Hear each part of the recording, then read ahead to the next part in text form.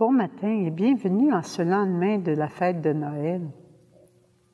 Jésus est venu au monde à l'écart dans une crèche pour être protégé et se faire connaître par les pauvres bergers et par la suite les rois mages et tous ceux qui ouvrent leur cœur. Quel grand privilège d'avoir dit oui à cet amour qui nourrit et fait grandir notre foi. Nous allons maintenant entendre la parole de Dieu dans Matthieu 10, versets 17-22. Jésus, le roi des rois, c'est Jésus, le bon pasteur. Alléluia, Alléluia, Alléluia,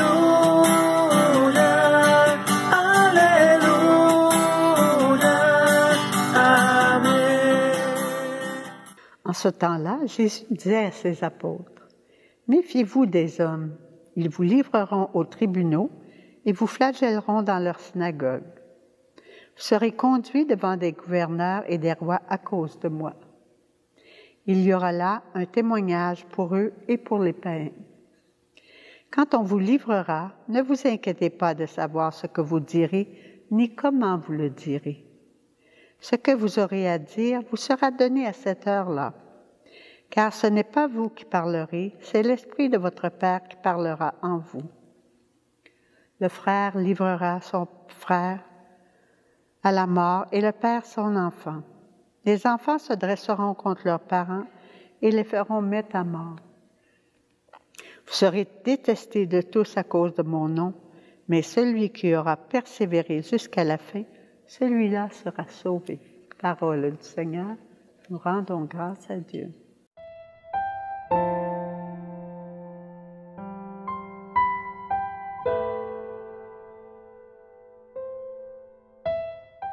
Alors, avant de faire ce partage, j'ai prié beaucoup parce que c'est le lendemain de Noël, puis c'est la mort de Saint-Étienne, hein, c'est la fête de Saint-Étienne. Alors, ce qui m'est venu, c'est une expérience que j'ai vécue.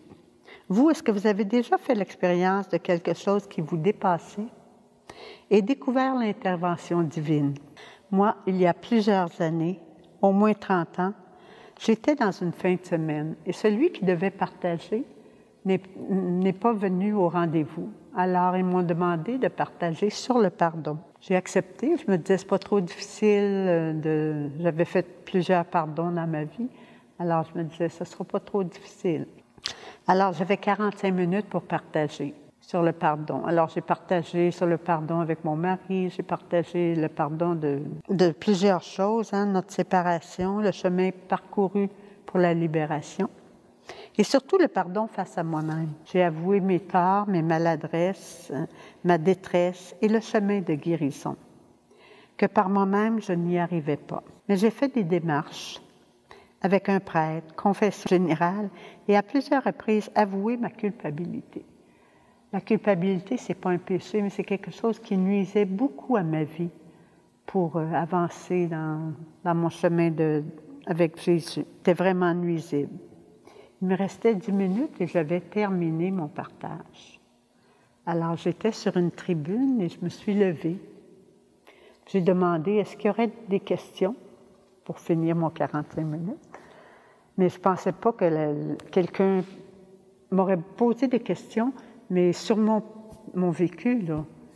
Puis c'est pas ça qui est arrivé. Il y a une jeune femme qui se lève en avant de moi, elle est en bas. Puis elle se met à pleurer, elle est en crise, puis elle dit, comment on peut pardonner à mon mari qui a abusé de mes enfants? Alors j'ai gardé silence, j'ai descendu de la tribune, je suis allée vers elle, je me suis mis à ses pieds, j'ai pris ses mains, j'ai resté dans le silence, je la regardais, qui pleurait, qui était démunie. Alors, il m'est venu la parole de « Père, pardonne-leur, ils ne savent pas ce qu'ils... » Puis elle me regardait parce qu'elle jetait dans mes bras. Elle dit « C'est ce que j'avais besoin d'entendre. » Alors, ça m'a étonnée. Rien n'était préparé, hein? Mais je rendais grâce à Dieu de m'avoir donné cette parole qui lui a fait du bien, qui l'a relevée, puis qui lui a fait comprendre que chacun est humain.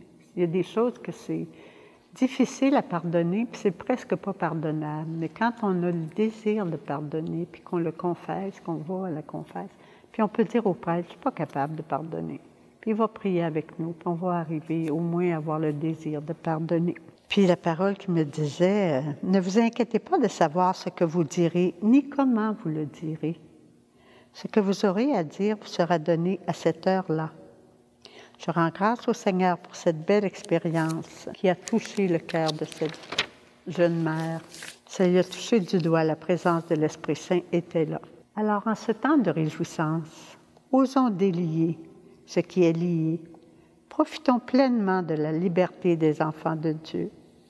Pour nous, parfois, c'est impossible, mais à Dieu, tout est possible. Y croyons-nous? Bien des guérisons en moi se sont faites par la prise de conscience et par l'aveu. D'avouer à quelqu'un, d'ouvrir son cœur à une personne de confiance, ça peut nous amener un chemin de guérison.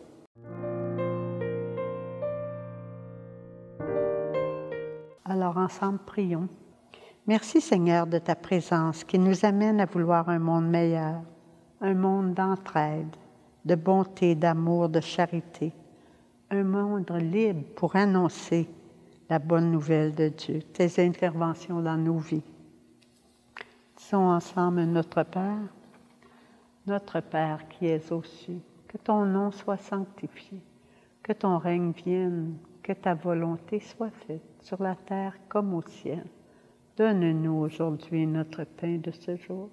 Pardonne-nous nos offenses, comme nous pardonnons à ceux qui nous ont offensés. Et ne nous laisse pas entrer en tentation, mais délivre-nous du mal. Amen. On va demander à notre Père du ciel de nous bénir d'une façon particulière. En cette nouvelle année, moi, je vous dirais d'offrir la bénédiction. Dans la famille, offrez la bénédiction. C'est important, puis c'est très puissant. Le bon Dieu va venir à votre aide. Et on demande au Seigneur de nous bénir. Au nom du Père et du Fils et du Saint-Esprit. Amen. Passez de très joyeuses fêtes et à la prochaine. Merci.